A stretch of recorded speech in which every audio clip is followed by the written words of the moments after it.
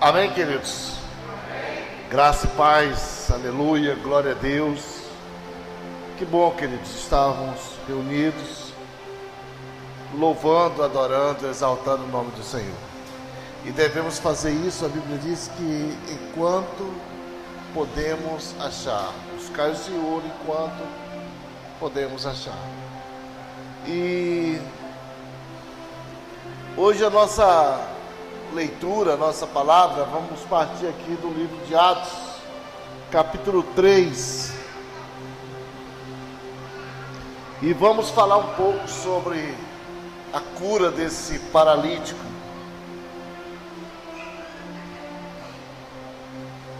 Atos 3, e vamos ler até o versículo de número 6. Amém, queridos? Quem? Que diz?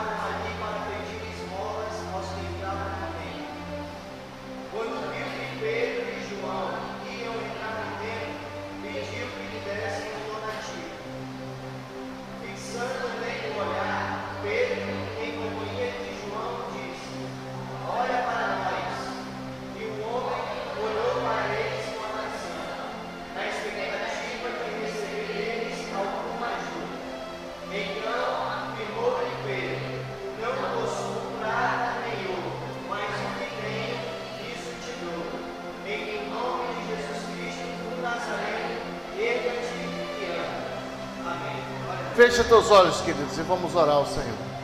Pai, em nome de Jesus, nós te damos graças, meu Deus, porque o Senhor é bom e abençoador, e a sua misericórdia dura para sempre.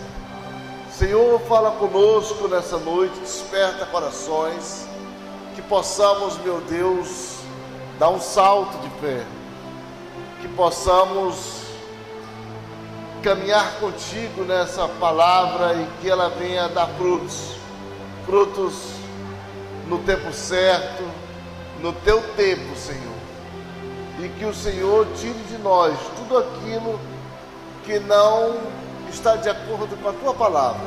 Nós lançamos por terra toda dor, toda agonia, toda perturbação, todo espírito contrário, tudo aquilo que tenta nos afastar da tua presença, Pai. Nós lançamos por terra na autoridade do nome de Jesus.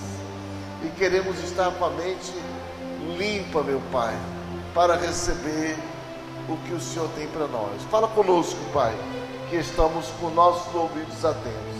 Essa é a nossa oração, no nome do Senhor Jesus. Amém. Poder sentar, queridos. E semana passada nós falamos de um cidadão chamado Enéas, paralítico, que estava ali num grupo familiar há 8 anos. Hoje nós vamos falar de um outro paralítico, um paralítico que estava ali na porta do templo há 40 anos, querido. Eu disse 40 anos, não são 40 dias, não são 40 meses, são 40 anos, é toda uma vida.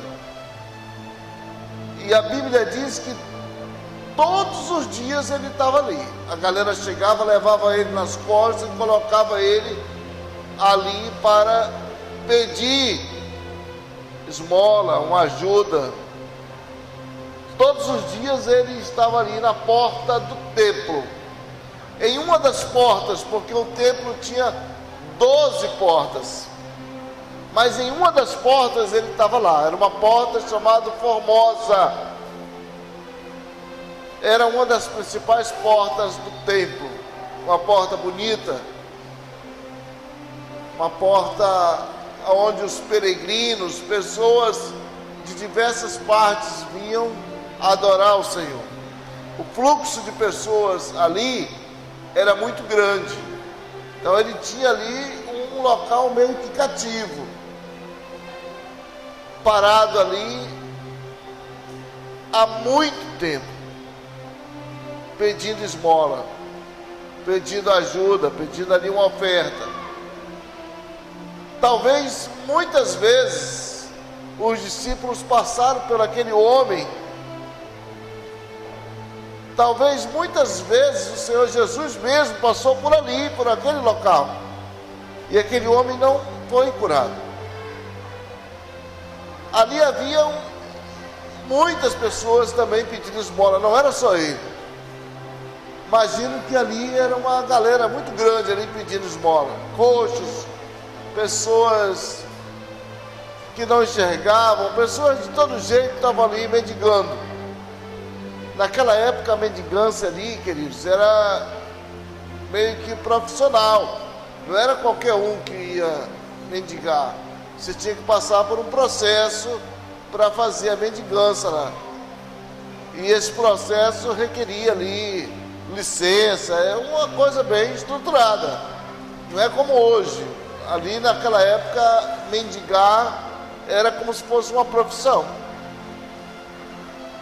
A única qualidade que o cara tinha que ter era um problema que não ajudava ele a trabalhar normal.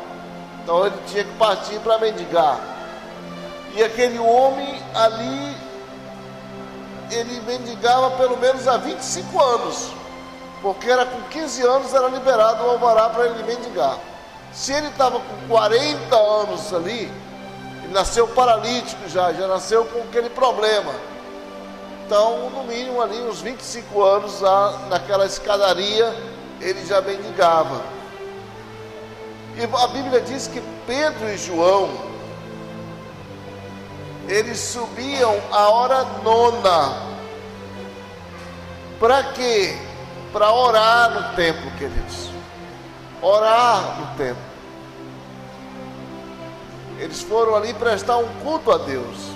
A hora nona, que seria mais ou menos 3 horas da tarde. E se depararam com aquele cidadão ali pedindo uma ajuda. Então Pedro e João vão parar em frente àquele cidadão. Talvez Pedro passou por dezenas, mas parou em frente àquele cidadão ali, exatamente em frente a ele. Olhou para ele e viu aquele indivíduo lá com as pernas atrofiadas. Uma pessoa que nasce com uma paralisia infantil, ele tem as pernas fininhas. Talvez ele tenha uma musculatura no braço, porque ele bota muita força no braço, talvez a musculatura no peito, no braço, mas as pernas são bem fininhas. Não sei se você já se deparou com uma pessoa desse jeito. Eu conheço um que tem esse problema.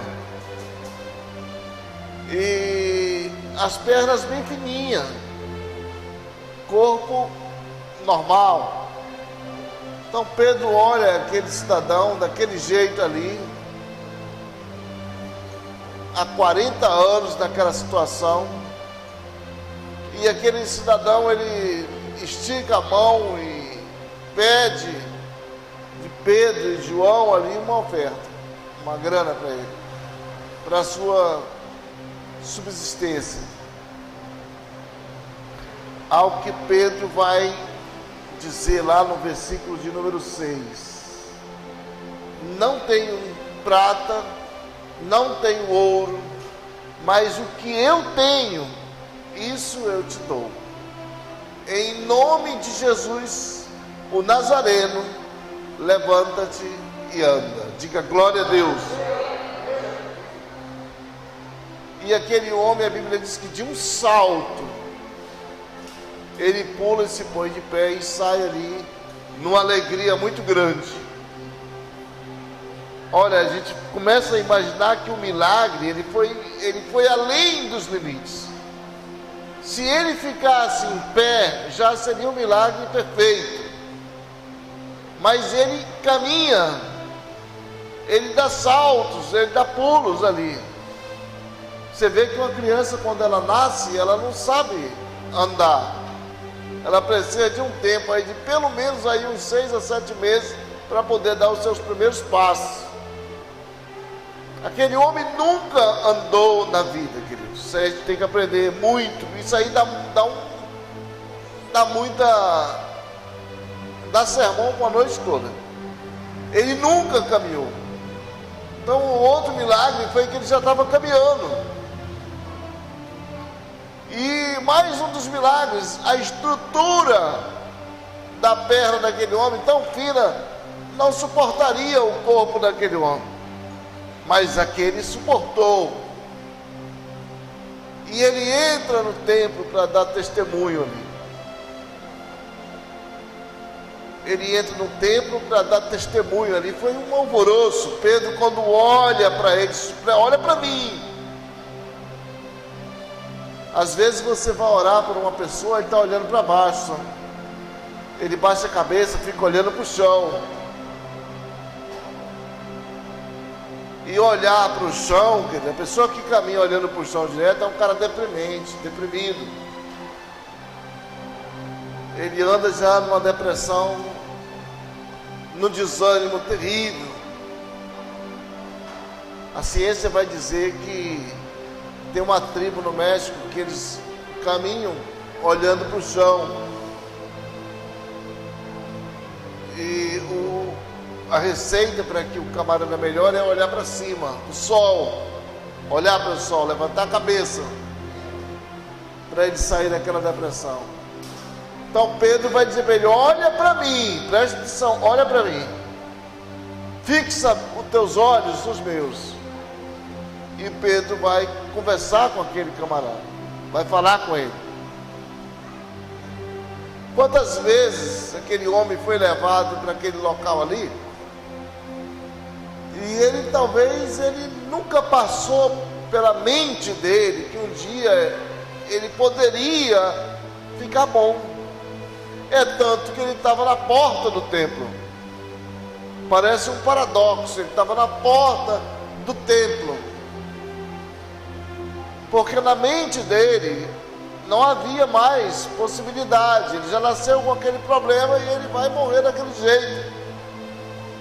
Não tem possibilidade. Se ele tivesse perdido os movimentos ao longo da vida, talvez ele tivesse ainda esperança. Mas ele tinha um pensamento diferente. Ele disse: olha, isso aqui não tem mais jeito. Já foi assim da vontade de Deus desde o nascimento.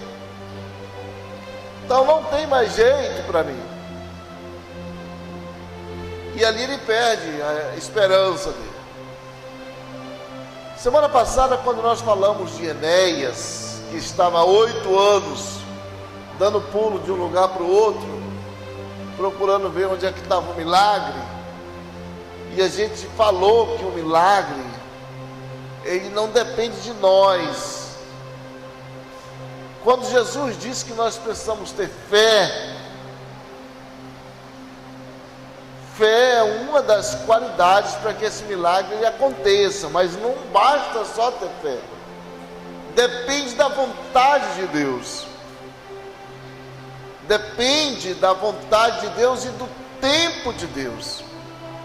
Porque eu tenho certeza que muitas vezes ali o próprio Jesus passou por aquele camarada. Se ele estava ali há 40 anos, provavelmente Jesus passou por algumas vezes por aquele homem ali.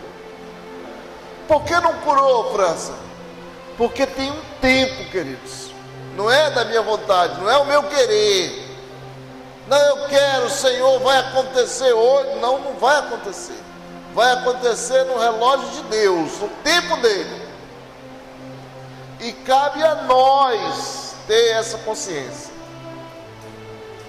Cabe a nós ter essa consciência. Davi disse: esperei com paciência no Senhor, e Ele inclinou os seus ouvidos e ouviu a minha oração.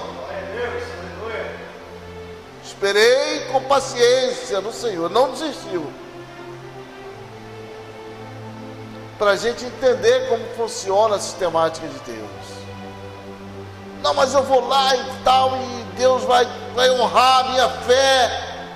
Deus vai honrar a tua fé, mas é no tempo dele.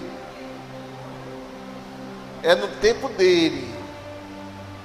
Não se planta um pé de abacate hoje e amanhã você vai colher o fruto. Não.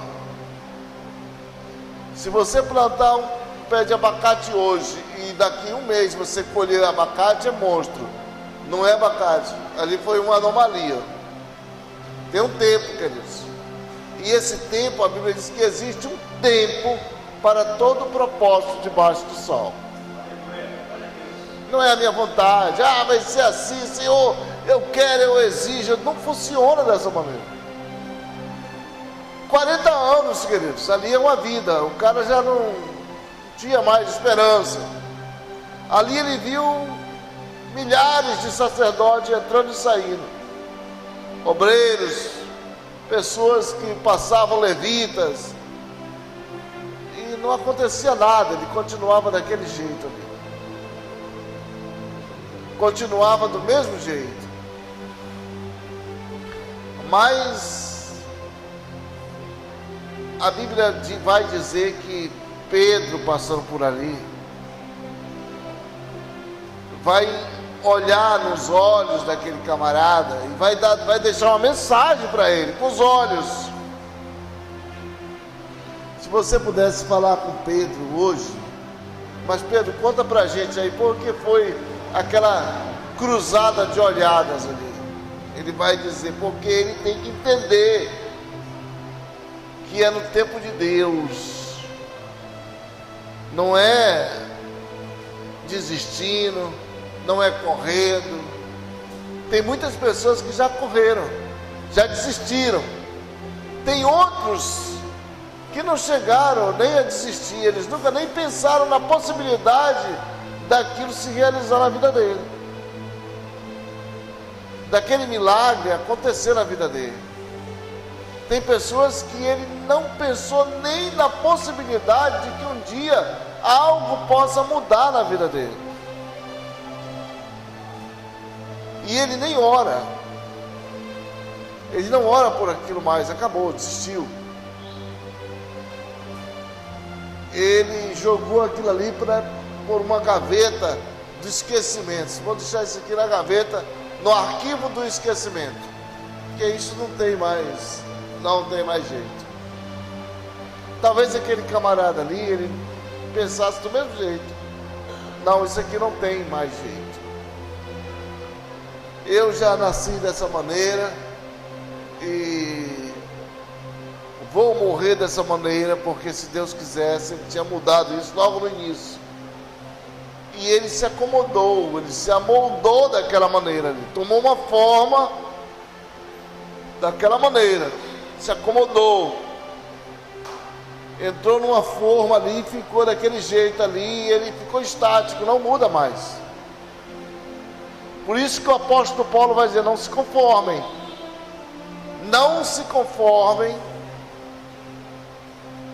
com esse século, com essa situação, com esse período, com esse momento. Ou seja, não tome aquela forma, não entre numa forma, não tome aquela maneira ali para si e diga que aquilo é daquele jeito, porque quando você está diante do Senhor, querido, coisas elas acontecem. Coisas acontecem na nossa vida todos os dias. Tem dia que ela está lá em cima, tem dia que está embaixo, tem dia que está lá em cima, lá embaixo. Nunca é reto. Eu costumo dizer que quando ela está reta ali, porque você já não está mais conosco, morreu, foi embora, acabou. Por isso existem aqueles picos ali. Aquele cidadão talvez tenha perdido a esperança, como muitos perderam a esperança. Não, eu acho que não vai dar mais. Já há tanto tempo que eu estou nessa luta, talvez não dê mais para mim.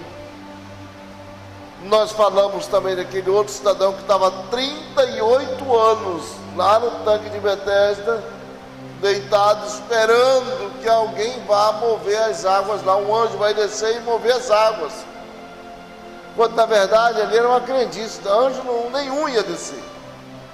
Mas alguém espalhou o boato e o povo aceitou. Olha, vai descer um anjo aqui, vai mover essas águas e você vai ficar bom. E não vai descer anjo, queridos, nenhum. Não tem anjo que vai descer e vai mover águas nenhum ali não. O que faz com que a nossa relação com Deus, ela transcenda aí as nossas ações, são as nossas orações, queridos. Nossas orações, elas são muito importantes, é uma arma poderosa. Por isso nós não podemos parar de orar. O culto, uma prestação de culto a Deus, ela vai muito além do que um estudo bíblico, do que uma palavra. Você tem que interagir com Deus. Mas Francis já pediu tantas vezes e Deus, acho que Ele não vai atender, porque senão Ele já tinha atendido. Existe um tempo, queridos. E esse tempo não é o nosso tempo, é o tempo de Deus. Enquanto a gente não aprender isso aí, talvez a gente continue capengando. Mas quando você entender que não depende de mim, mas que depende única e exclusivamente de Deus, as coisas começam a mudar. Pedro poderia passar de longe, não vou, tinha muita gente aqui, se esse cara não se levantar, eu vou passar vergonha. Se esse cara não se levantar, eu vou passar vergonha. Mas Pedro não pensou dessa maneira. Ele entendeu a mensagem do Senhor. Quando Jesus subiu, ele disse: Pedro, quando tu tiveres mais velho, tu vai ser levado por lugares que tu talvez não deseje ir. Quando tu te converteres, Pedro, quando tu te converteres realmente, e a conversão, querido, não é andou com Jesus, o cara Pedro não estava convertido não. 3 anos e meio com Jesus e ele ainda andava armado, com a espada. É tanto que quando pegaram lá o Senhor para ser crucificado, Pedro cortou o cara, furou o cara lá. Jesus vai dizer para ele: que é isso, pai? Está nervoso? Que conversa é essa, pai? Guarda isso aí. Aliás, tu nem deveria estar andando com essa espada aqui, porque se eu quisesse, o meu pai mandava aí uma miríade de anjos aí e me protegia. Não guarda essa espada, rapaz. E quando Jesus ressuscita, Jesus vai chamar novamente Pedro e vai dizer: Pedro, quando tu te converteres, a coisa vai ser diferente. Como é que se converte, pastor? É vivendo o Evangelho. Aí Pedro foi viver o Evangelho. Pedro foi para a prática. Foi para a prática ali. Pedro começou a orar. Pedro começou a ser perseguido. Pedro começou a pregar em grupos dentro do cemitério, nas cavernas, nas casas. Foi aprendendo. Foi vivendo o Evangelho. Foi tomando responsabilidade. Eu fico nervoso, pastor. Eu fico nervoso quando eu vou fazer tal coisa. É porque não está convertido, meu. Mas é porque dá um frio na barriga. Mas isso é natural, todo mundo tem frio na barriga. Não sei, é porque não está convertido. Quando você está convertido, você não se preocupa mais com essas vaidades, não. Acabou. Então Pedro segura na mão daquele camarada, e quando ele diz: em nome de Jesus, o Nazareno, levanta e anda, o caboclo dá um pulo, talvez Pedro desse, se assustou. O cara deu um pulo igual um sapo ali atrás de agora com as meninas ali.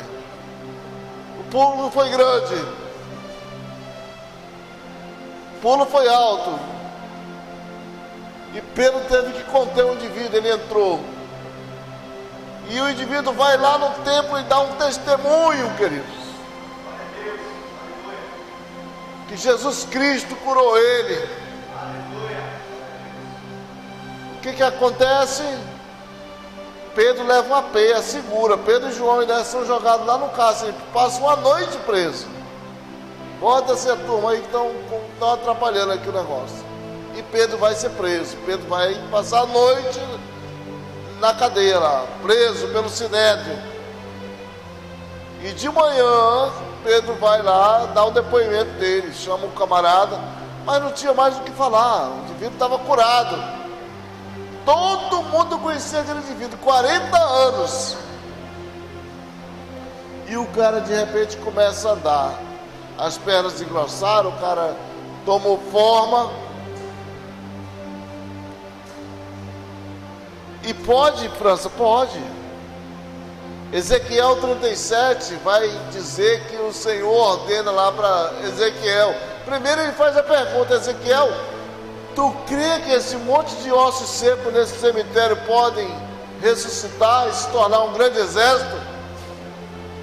Talvez ali Ezequiel quase cai para trás ali. E Ezequiel vai dizer: Senhor, tu sabes tudo. Ele diz: ordena para que esses ossos tomem forma e ressuscitem. E Ezequiel vai ali e profetiza naquele vale. Ossos secos, queridos. Ossos secos que ali já tinham ali. Quando a Bíblia diz ossos secos, é para que não haja nenhuma dúvida. Não, mas ainda tinha naqueles ossos ali, alguns tinham morrido há pouco tempo, ainda tinha carne. Não, ali eram ossos secos, a Bíblia diz. E Ezequiel ordena que aqueles ossos se levantem. E a Bíblia diz que osso com osso se unia, um barulho terrível, e ali se levantou um grande exército. Isso é para que quando você perder todas as esperanças, quando você achar que não tem mais saída, não, já orei, já fiz de tudo, aí sim, aí é a vez de o Senhor entrar em ação. E agora o Senhor vai entrar em ação. Porque muitas vezes, querido, nós queremos que as coisas aconteçam. Isso a gente não está falando apenas de um milagre físico. Alguma coisa na tua vida. A gente quer que a coisa mude do dia para a noite. E não é dessa maneira. Não funciona dessa forma.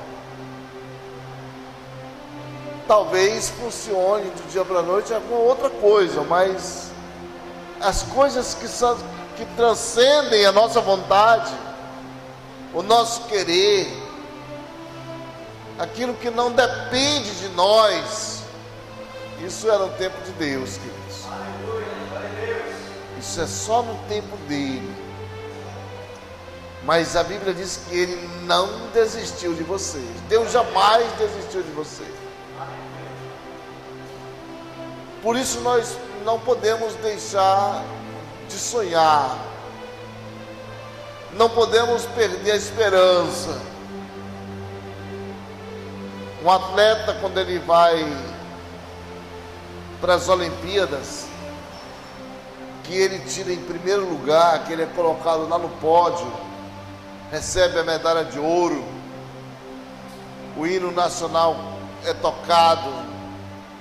Por trás daquele cenário existe um atleta que corre na madrugada, na chuva, no silêncio, onde não tem ninguém aplaudindo ele está ali se esforçando, ele está numa luta terrível, porque ele tem um objetivo: chegar ao prêmio. Ele tem esse objetivo. E quando ele está lá no treino dele, não tem ninguém para aplaudir, para incentivar, é só ele e é ele mesmo. E ele treina ali exaustivamente. Hoje nós perdemos o desejo, perdemos a fé, o costume, a vocação de orar. O cara não ora mais não. Ele senta no banco, bota 5 chicletes na boca, aí fica mastigando. O outro lado ele enfia lá o fone de ouvido e fica balançando a cabeça, fica mexendo no WhatsApp. Não funciona dessa maneira, queridos. Quando Salomão inaugura o templo, a Bíblia diz que a glória do Senhor desce naquele local e a galera toda vai ao chão e o Espírito do Senhor toma tudo aquilo ali.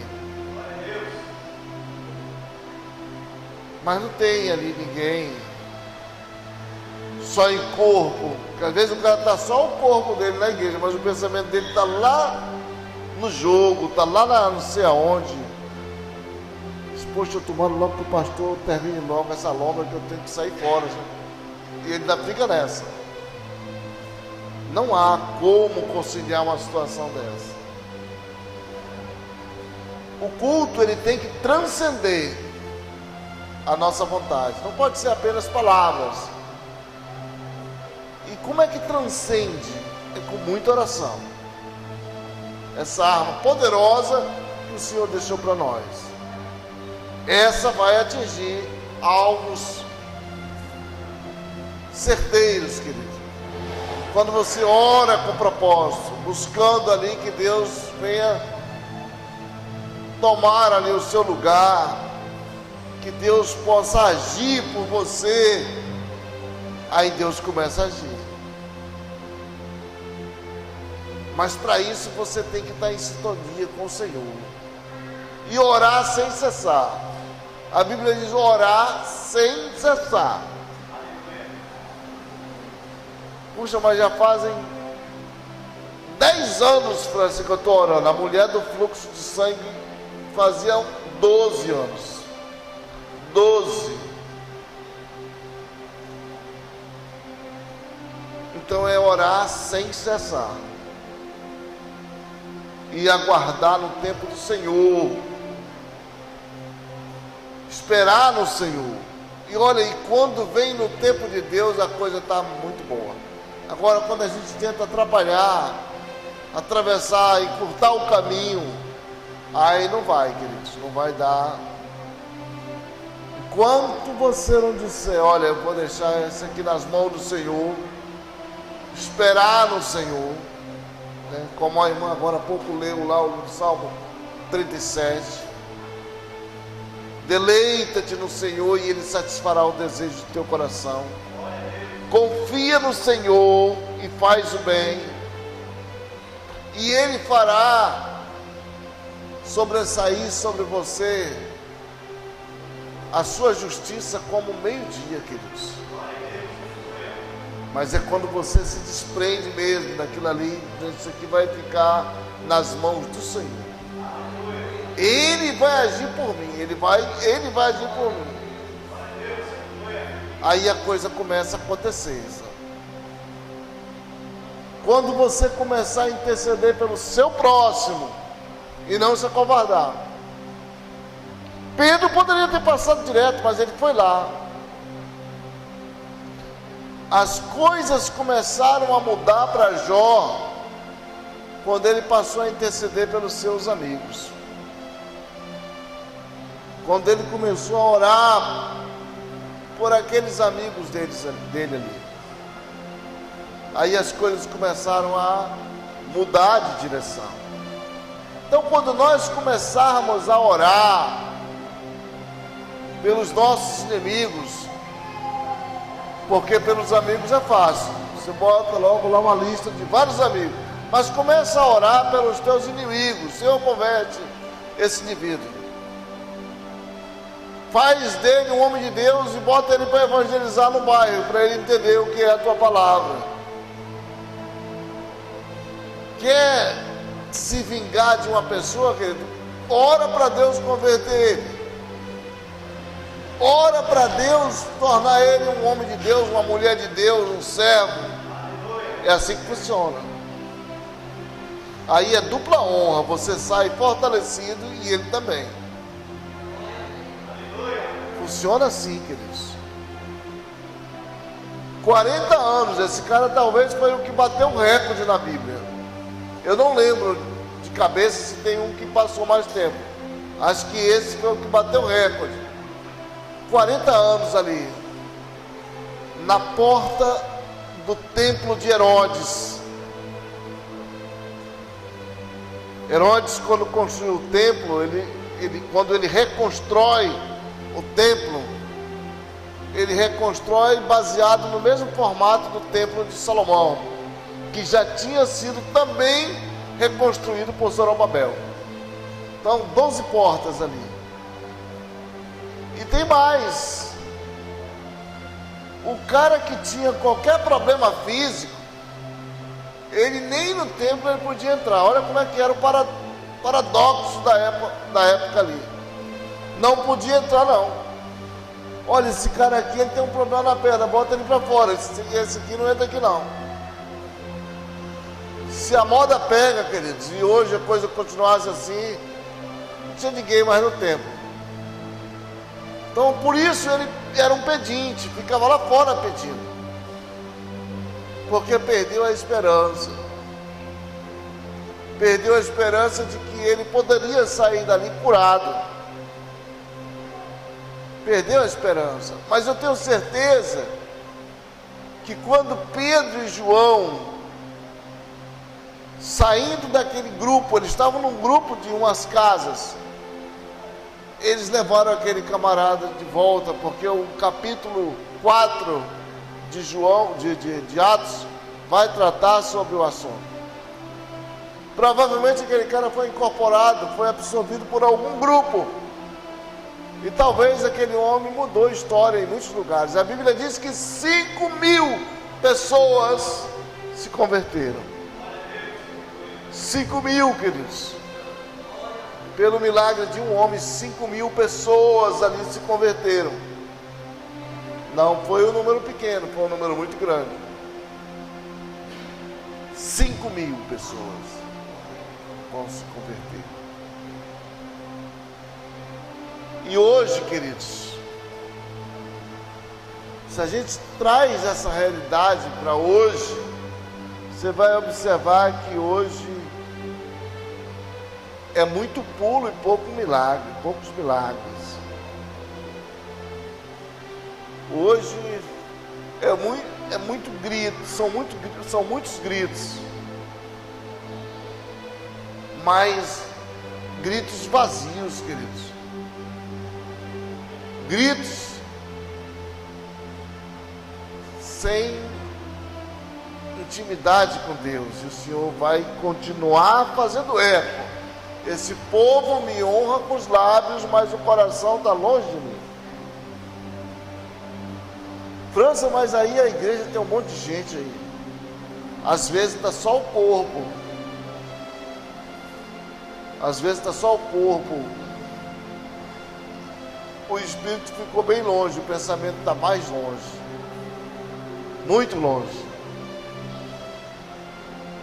E quando a gente vai adorar o Senhor, queridos, é de todo o coração, de todo o entendimento, de toda a nossa alma. E a gente vai se derramar na presença do Senhor. E chorar. Eu não quero borrar minha maquiagem. Esquece a maquiagem, queridos. Depois tu retoca ela. Hoje o indivíduo ele entra, ele chega na igreja, ele nem orar, quando ele chega ele ora mais.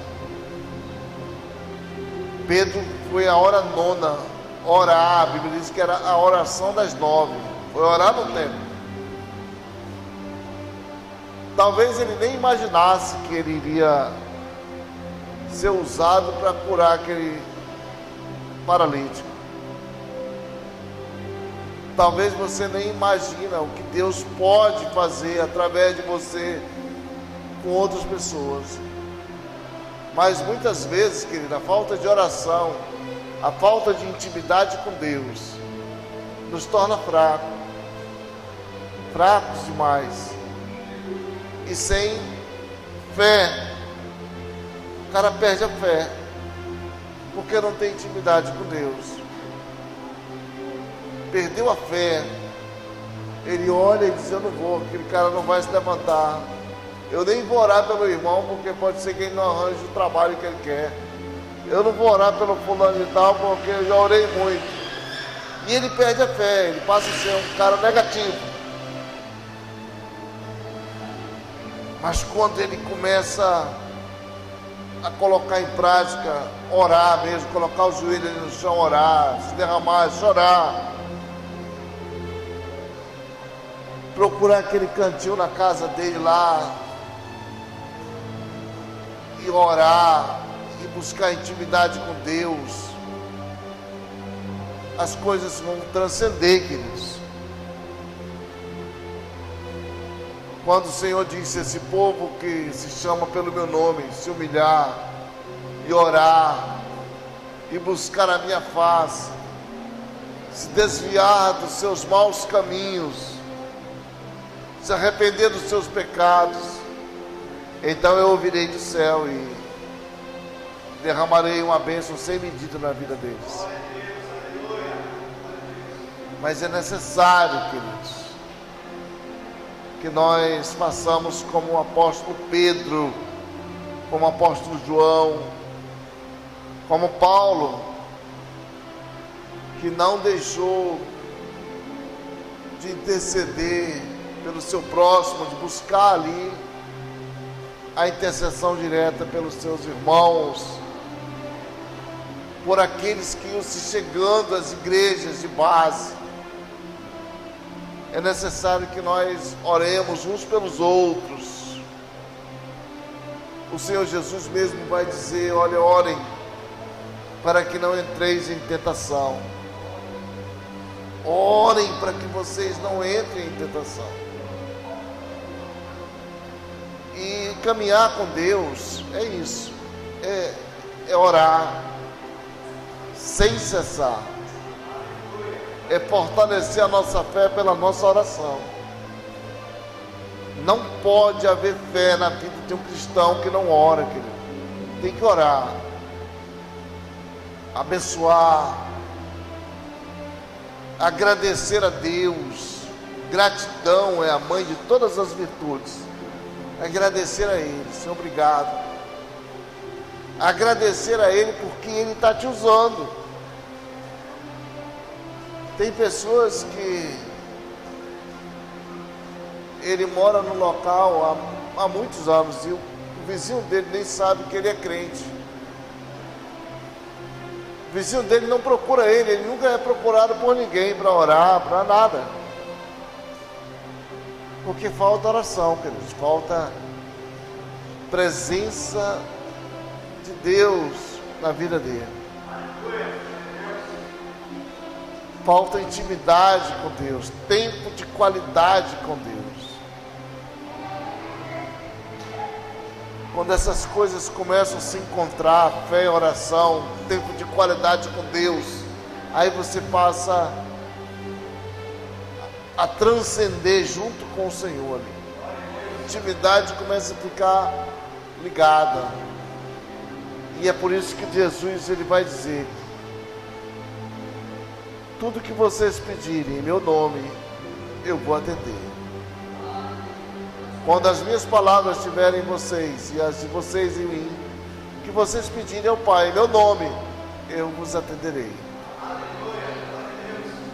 Mas precisa de tempo de qualidade com Deus, proximidade com o Senhor, choro, lágrimas. Uma planta ela só cresce quando ela é regada bastante. Um edifício, para se erguer, ele tem que descer muito, a escavação tem que ser muito profunda para que aquele edifício possa se levantar bem consolidado, com concreção. Quero crescer, França, na vida cristã, preciso descer. O próprio Jesus diz que se eu quero ser grande, eu tenho que ser servo, tenho que aprender a servir. E servir com qualidade, queridos. Servir com alegria. O Salmo 100 vai dizer: servir ao Senhor com alegria e apresentai-vos a Ele com cântico novo. Aí a gente começa a crescer diante do Senhor. E aí pode vir tempestades, Pode vir o que for, queridos, não vai te abalar, porque os que confiam no Senhor são como os montes de Sião, que não se abalam, mas permanecem para todo sempre. Que Deus abençoe a cada um de vocês e faça resplandecer sobre cada um de vocês, de nós, seu rosto, e nos dê a paz, em nome de Jesus. Amém. Dê um abraço ao seu irmão, querido.